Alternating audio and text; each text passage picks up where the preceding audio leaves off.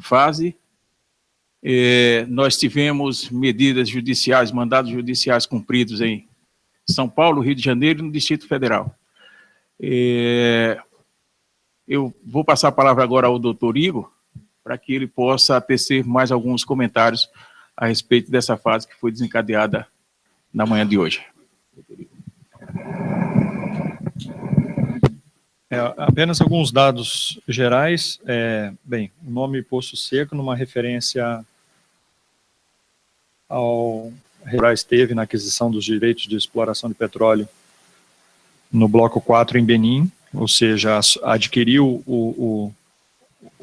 parte dos direitos de exploração e os repassou sem que nenhuma gota de petróleo tenha sido retirado do poço. 8 mandados de busca foram cumpridos hoje.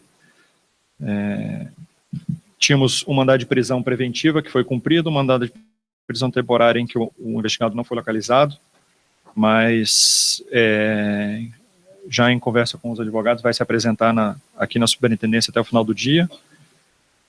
3 mandados de condução coercitiva, 2 cumpridos e um terceiro já com um agendamento, embora não localizado, já com agendamento para ouvir o investigado o quanto antes.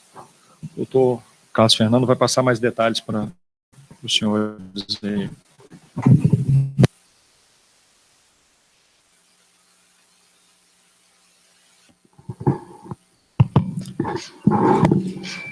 Bom dia a todos. Hoje estamos cumprindo a 41ª fase da Operação Lava Jato, é uma operação hoje relativamente pequena, mas muitas vezes são justamente dessas operações que surgem as melhores provas e as maiores consequências para as investigações. Trata-se de um desdobramento de uma operação anterior, que já resultou na acusação do ex-deputado Cunha, inclusive também está relacionada à decisão de ontem do doutor Sérgio Moro, que absolveu a esposa de Eduardo Cunha, Cláudia Cruz. Nós estamos investigando as transferências internacionais que decorreu desse negócio envolvendo esse campo seco em Benim, em prejuízo da Petrobras. Parte dos valores, 10 milhões de dólares, correspondente a mais ou menos 1/3 do valor da compra, foi repassado para operadores, chegando às mãos indiretamente até as mãos de Cláudia Cruz. Então, nós entendemos que essa operação de hoje é mais um elemento dentro das investigações que nós tínhamos que fazer dentro da Petrobras e estamos encerrando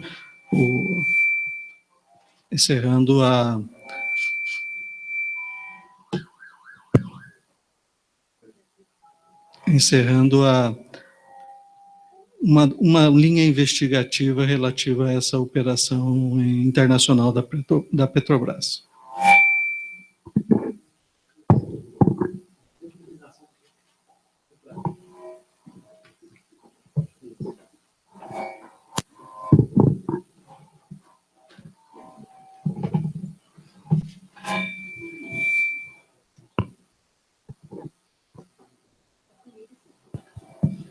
Oi, tá ligado. Bom dia, Tabata Verpiana, Rádio CBN. Doutor Carlos, o senhor falou agora há pouco, indiretamente chegou às mãos de Cláudia Cruz. Ontem a gente teve a sentença, o juiz Sérgio Moro absolveu a esposa de Eduardo Cunha, alegou falta de provas de dolo. Como é que o MPF vê, então, essa absolvição? Vão recorrer? E como indiretamente chegou até ela? Queria que o senhor detalhasse um pouquinho mais essa questão da Cláudia Cruz, justamente porque o senhor falou que tem relação a operação de hoje com a sentença proferida ontem. Obrigada.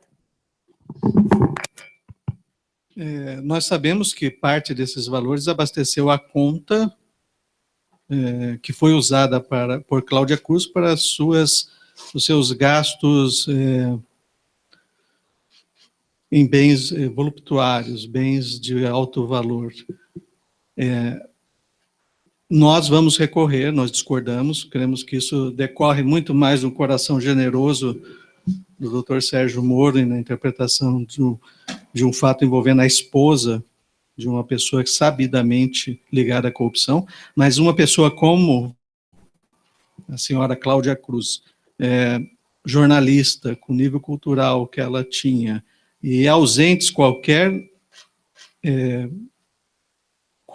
justificativa para ganhos dessa natureza do seu marido, que nada mais era que um deputado, então, portanto, com ganhos limitados, nós entendemos que é injustificável a absolvição. Ela deveria saber, tinha indicativos suficientes para saber, tinha conhecimento cultural suficiente para saber a origem desses recursos. Então, ao gastá-los, ela cometeu o crime de lavagem. Nós não estamos acusando Cláudia Cruz da corrupção, mas sim de lavagem. Então, portanto, nesse aspecto, o comportamento dela não é justificado e é criminoso. Nós vamos recorrer, esperamos, como outros casos nós temos tido sucesso, que no tribunal haja reversão dessa absolvição.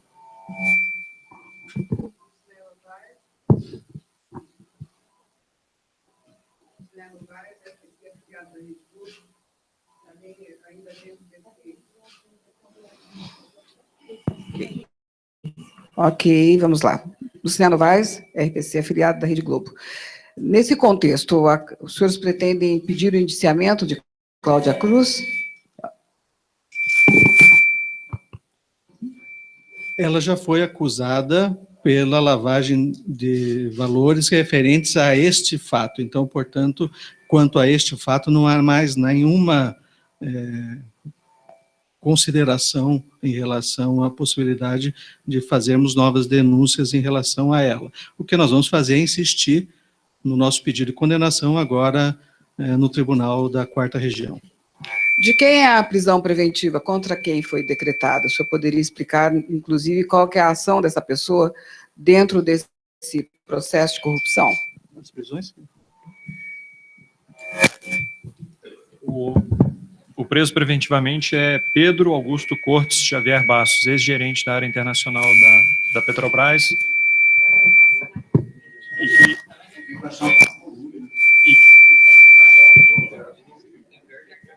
e que teria uma participação, que teve uma participação aí ativa nesse processo de aquisição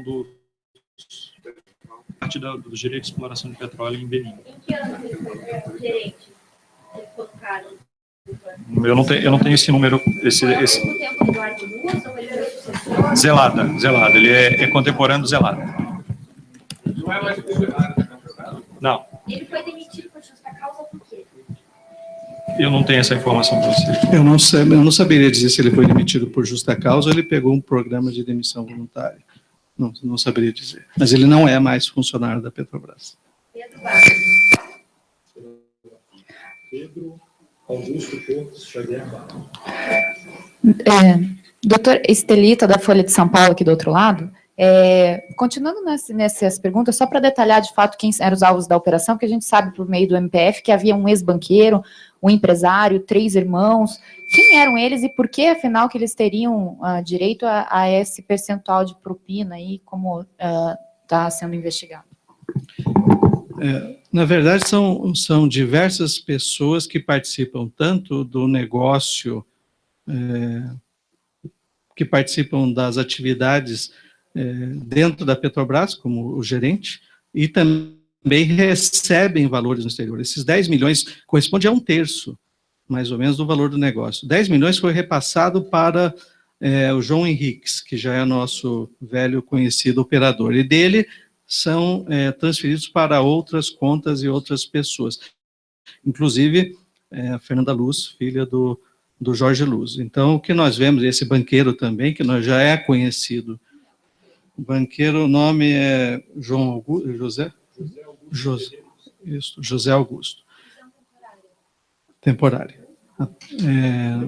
Nós estamos investigando ainda, porque essas transferências desses valores, não há comissão justificável, por isso nós vamos também recorrer quanto à absolvição do empresário português pelo do Dr. Sérgio Moro ontem, porque não há justificativa para que um negócio feito com esse empresário, que não tinha tradição no ramo petrolífero internacional, ainda pagasse 30%, 10 milhões de dólares em propina, em valores para João Henrique.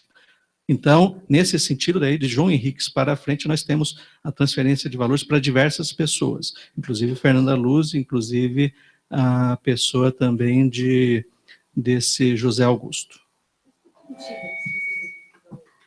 Nós estamos investigando, mas nós entendemos que ou eles são participantes do negócio, estão recebendo por terem auxiliado na consecução deste crime, ou então eles estão lavando dinheiro, repassando para alguém, ou recebendo até o valor da sua comissão pela lavagem de dinheiro. Eu creio que boa parte dos destinatários finais já estão identificados. A acusação já feita contra Eduardo Cunha, que um dos destinatários desses valores era Eduardo Cunha. Uma parte desses valores, com certeza, para o operador João Henriques. Os outros beneficiários, possivelmente, serão Fernanda Luz e esses que estão sendo investigados hoje. Mas hoje é uma fase ainda necessária para a investigação, nós temos que aprofundá-la. A acusação ainda não foi feita. Mas é porque a operação de hoje, doutora Isabela Camargo, da Globo News, ela está relacionada com 2 operadores já apontados anteriormente em investigações, e os 2 apontados como operadores do PMDB. Jorge Bruno, né, um lixo, e o João Henriques. É possível que outros, além de Cunha, que outros políticos do PMDB tenham sido beneficiados? E se sim, se políticos com foro também? Nesse momento, nós não temos nenhum indicativo além de Eduardo Cunha. A fase ainda é investigatória, não há que chegar a nenhuma conclusão nesse momento, nesses termos propostos pela pergunta. Eu creio que é uma oportunidade hoje para esclarecer nas conduções coercitivas. Espero que elas esclareçam para o bem da investigação, para onde foi o dinheiro, se foi para si ou ainda intermediaram para outra pessoa. Só uma última pergunta. Os valores depositados para o Eduardo Cunha foram em contas que a investigação já conhece ou tem outras contas que foram descobertas depois daquela primeira ação contra ele aqui? Basicamente, a mesma situação já, Eduardo Cunha foi acusado e condenado.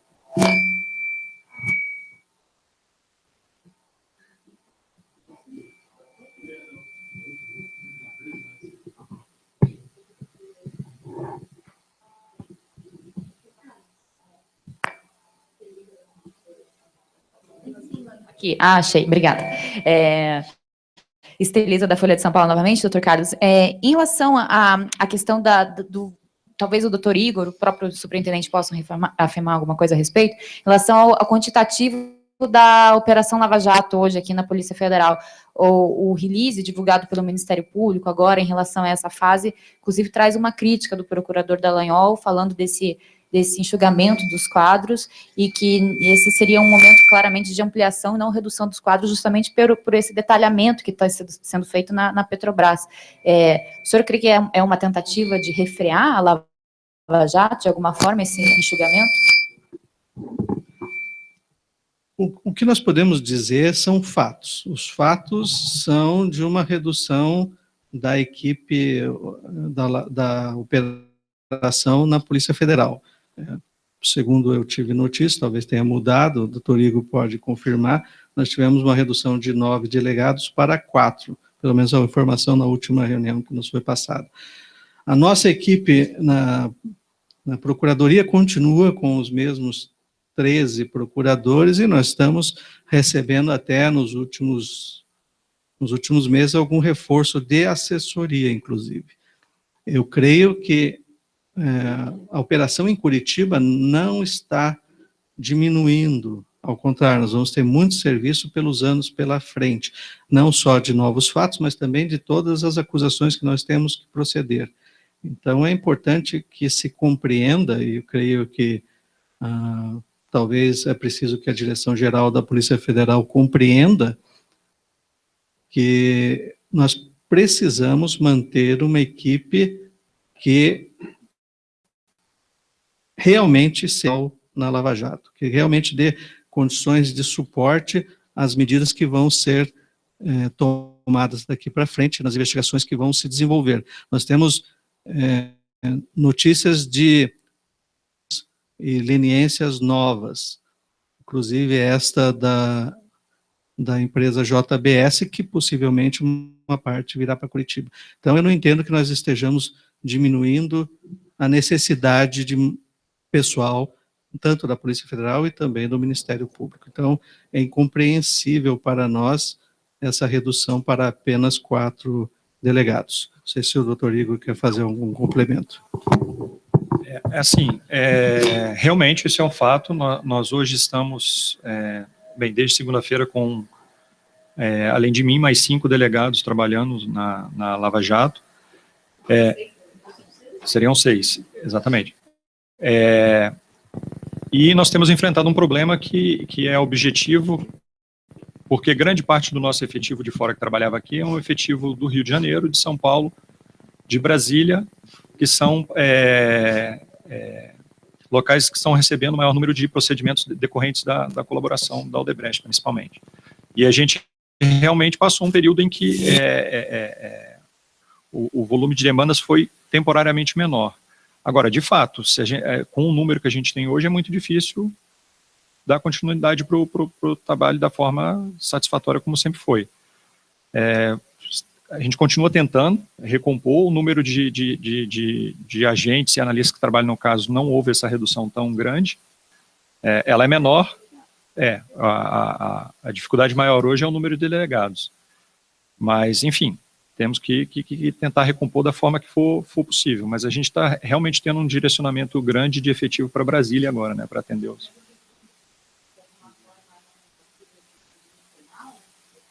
Não.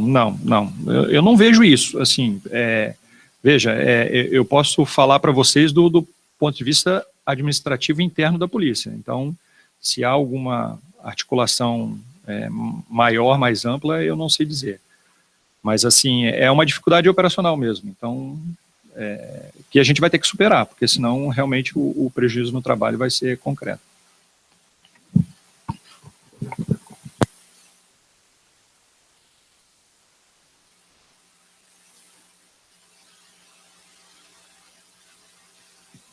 Bom dia, Rafael Martins, Valor Econômico. Só para ficar claro, o banqueiro foi preso preventivamente, temporariamente, e qual é a instituição que ele atua? E há algum outro preso, além dele e do ex-gerente da Petrobras? Os outros mandados são de condução, busca e apreensão? Nós só temos um mandado de prisão cumprido até agora, que é o do Pedro Augusto Cortes Xavier Bastos. Um mandado de prisão temporária ainda em aberto, do José Augusto Ferreira dos Santos, e 3 mandados de condução coercitiva, sendo que não foi cumprido ainda o da Fernanda Gonçalves Luz.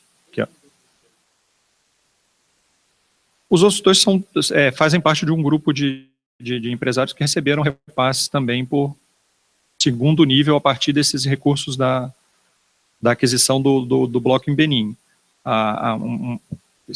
Um terço desse valor foi repassado para a empresa de José Henriques, e a partir dele foi feita uma série de repasses.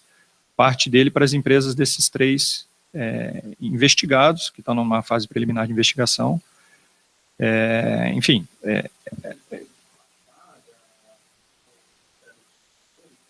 Isso está numa fase de investigação ainda. A gente está avançando para ver exatamente a razão dos recursos terem ido parar com eles. Quem? Não, o processo já está, inclusive, público. Álvaro Galberto Teixeira de Melo, Fábio Augusto Guimarães Ferreira dos Santos e Fábio Casalicchio, né? Italiano. Na verdade,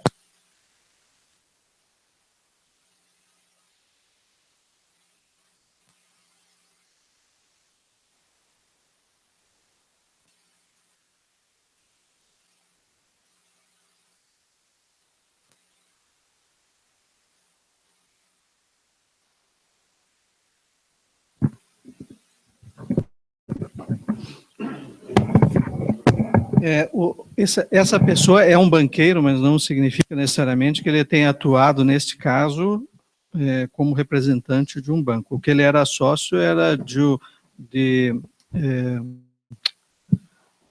João Henriques, na conta que recebeu os valores. Então, nós estamos investigando, há indicativos de que ele tenha participado do negócio, mas o principal ligação com os fatos é que ele era sócio de João Henriques numa das contas que receberam valores.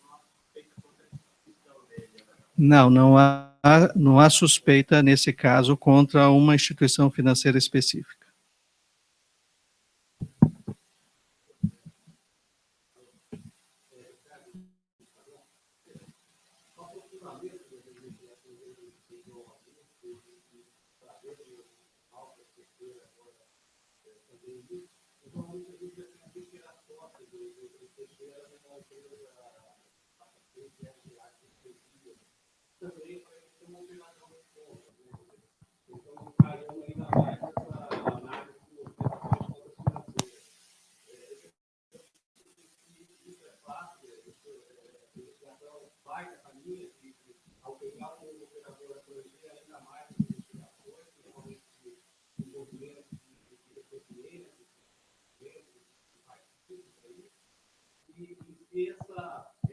Esse estranhamento, o padrão de investigação na laje não reforça a necessidade de se manter uma equipe de peso.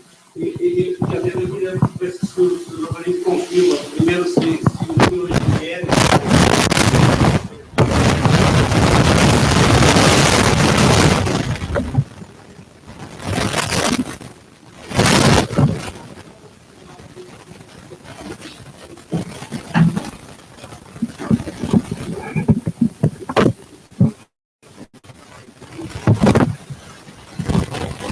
Não, realmente, meu papel é mais administrativo, embora recentemente eu tive que passar a atuar em procedimentos mesmo, porque os colegas estão sobrecarregados demais, então não estão dando conta do que estão fazendo realmente. Não, são 120 mais ou menos o número de procedimentos instaurados em andamento, o restante foi relatado, e a estratégia de investigação envolvendo, com foco em operadores é uma estratégia que é de sucesso desde o começo, né?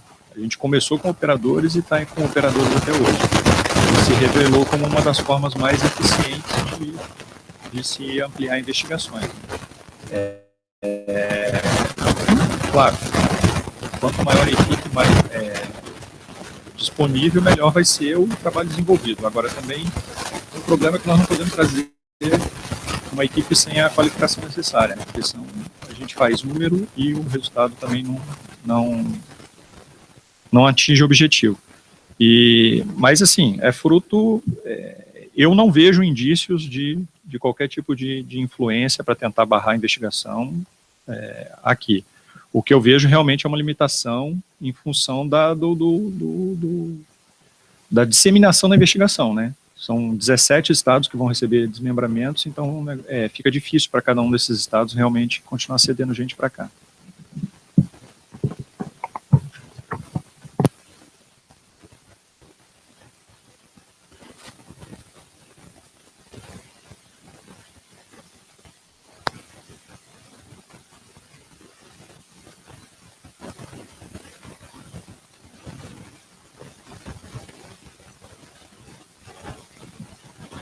Alô? Tá. Aqui, Amanda do Globo. Só para esclarecer, o único mandato que não foi cumprido hoje foi da Fernanda Luz. Ela não estava em casa, o que aconteceu? No caso, ela estava em viagem. E também o mandado de prisão temporária, que o alvo estava em outra cidade, mas, segundo a defesa, vai se apresentar hoje até o final do dia. Não. No documento do Ministério Público Federal tem um detalhe sobre o juiz Sérgio Moro, que ele decretou a prisão preventiva do ex-gerente da Petrobras, justamente alegando que parte desse ativo de 4.800.000 dólares, um pouco mais, poderiam se dispersar e que estaria em local incerto no exterior. Por que local incerto? Isso depende, mais uma vez, da colaboração internacional?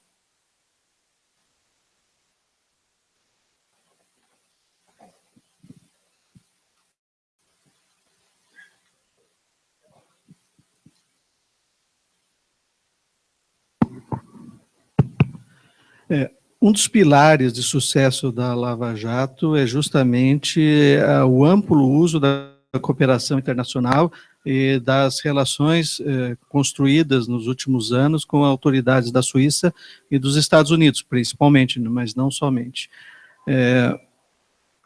As investigações vão continuar e nós vamos ter que tentar recuperar os valores. Acreditar que essas pessoas possam ficar soltas enquanto os valores podem ser movimentados, transferidos, é permitir que apenas parte da real responsabilidade que o Estado tem em processar o crime é cumprida. Nós precisamos não só processar a pessoa, mas recuperar os bens. Então, enquanto ele tiver a possibilidade de transferir contas daqui para ali, com a facilidade do sistema financeiro internacional hoje, é importante que a gente exerça as cautelares, inclusive a cautelar de prisão. E nesse sentido é que foi o pedido e a decisão do Dr. Sérgio Moro.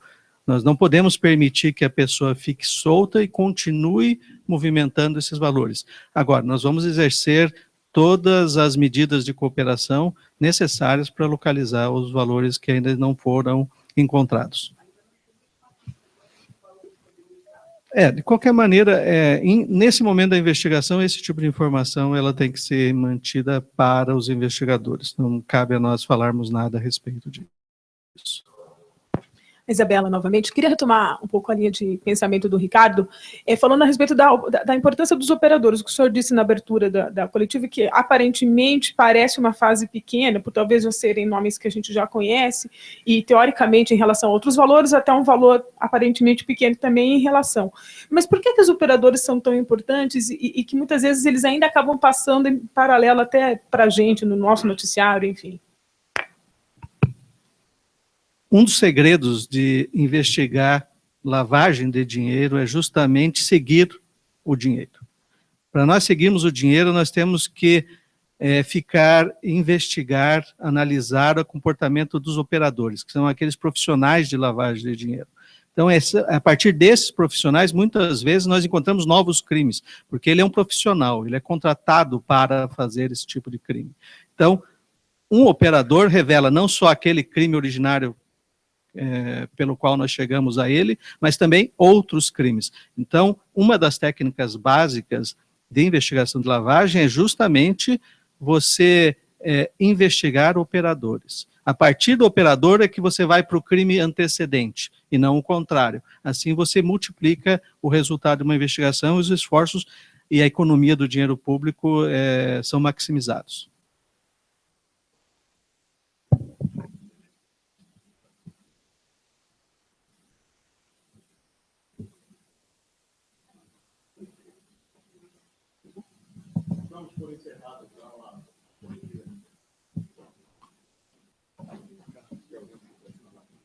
Né?